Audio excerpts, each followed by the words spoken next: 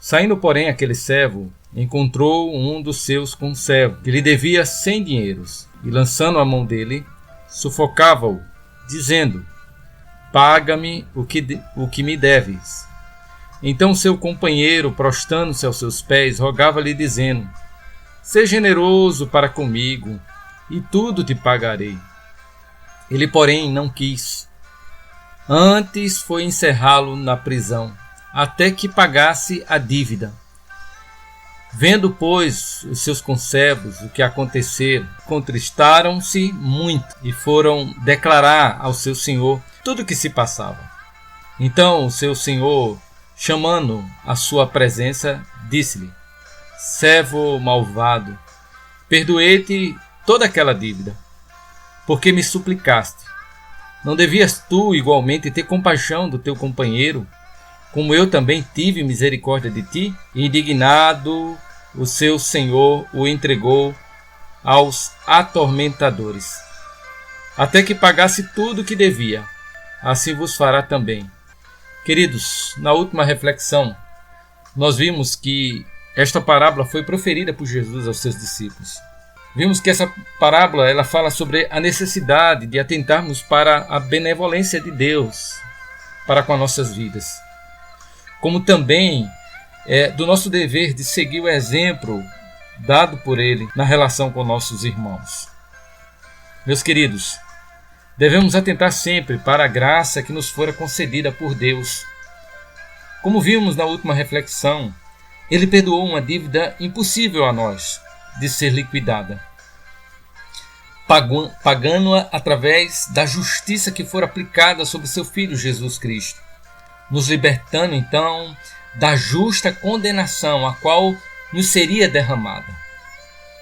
Tendo usado de benevolência para conosco, Deus espera que agora nós venhamos aprender e estejamos também prontos a perdoar aqueles que pecarem contra nós.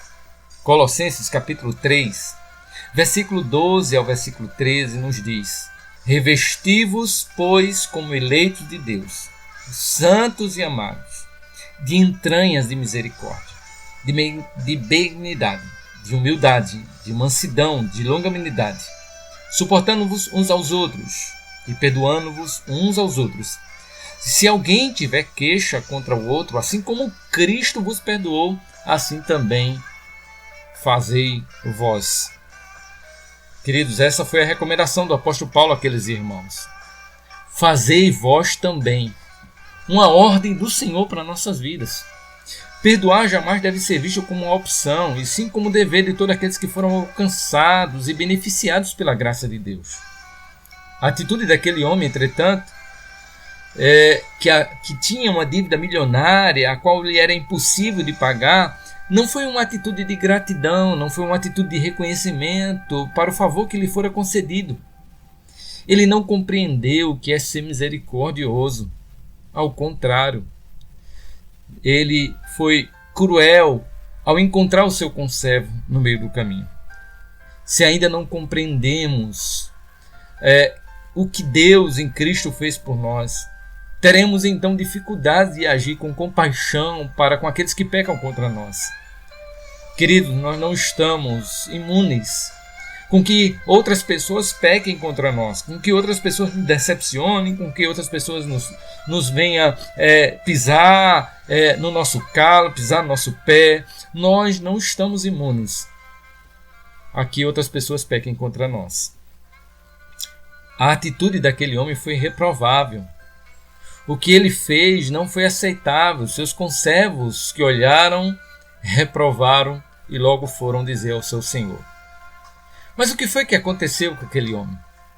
Ele esqueceu, meus irmãos, do modo como ele foi tratado.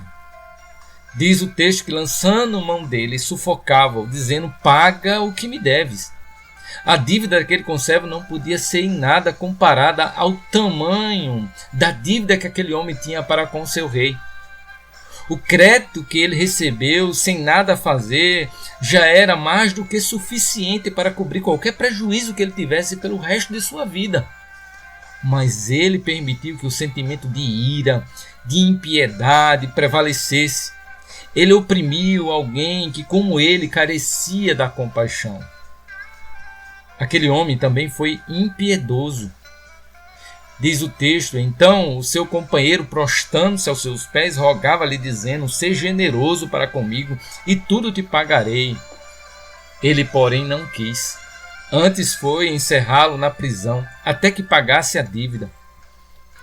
Ao invés de usar misericórdia, aquele homem foi cruel para com seu conservo. Sua atitude trouxe revolta àqueles que assistiam, fazendo-os logo a procurar o rei e contar tudo o que lhe acontecera. A atitude daquele homem figura o que fazemos quando nós não perdoamos. Quando eu e você não perdoamos, nós estamos sufocando aquelas pessoas a quais nos pecaram contra nós. Quando deixamos de perdoar, estamos sufocando a pessoa que pecou contra nós. Mas não só isso. O texto ainda figura mostrando a realidade do que acontecera e mostra também que quando nós não perdoamos, estamos ignorando a misericórdia. Estamos deixando que o sentimento de ira, de vingança, de impiedade prevaleça. Por fim, queridos, quando nós não perdoamos, nós aprisionamos o outro em um cárcere frio, escuro. O ensino de Deus para mim, para a sua vida neste dia, não é uma opção, mas é uma ordem do Senhor, fazermos o mesmo. Queridos, e para sermos misericordiosos, nós precisamos atentar para esse amor e essa graça de Deus que nos foi dispensada. Esse é o desejo de Deus, que eu e você sejamos misericordiosos para com nossos irmãos. Efésios 4, versículo 32 diz: antes sede uns para com os outros benignos, misericordiosos, perdoando-vos uns aos outros, como também Deus os perdoou em Cristo. Ah, querido, recorde-se nesse dia que também a deliberação do perdão é uma forma de termos uma boa colheita no nosso amanhã. Mateus 5,7 diz que bem-aventurados os misericordiosos, porque alcançarão misericórdia. Quando agimos com compaixão, queridos, também seremos assistidos pela compaixão. Perdoar também é ensinado pelas Escrituras que é o caminho para que nós venhamos continuar desfrutando da graça, do perdão de Deus sobre nossas vidas. Mateus capítulo 6, versículo 14 ao 15 diz: porém, porque se perdoardes aos homens as suas ofensas, também o vosso Pai Celestial perdoará a vós. Se, porém, não perdoardes aos homens as suas ofensas, também o vosso Pai não vos perdoará as vossas ofensas. Mateus 6, 14 ao 15. João, capítulo 20, versículo 23, diz: aqueles a quem perdoardes os pecados lhes serão perdoados, e aquele que os retiverdes lhes são retidos. Então, meu irmão, minha irmã, recorde-se, pois, o quanto eu e você fomos beneficiados pelo perdão do Senhor. Sejamos, então, compassivos uns para com os outros. Sejamos compassivos para aqueles que pecam contra nós. Não sufoquemos, não lancemos em um cárcere, mas perdoemos.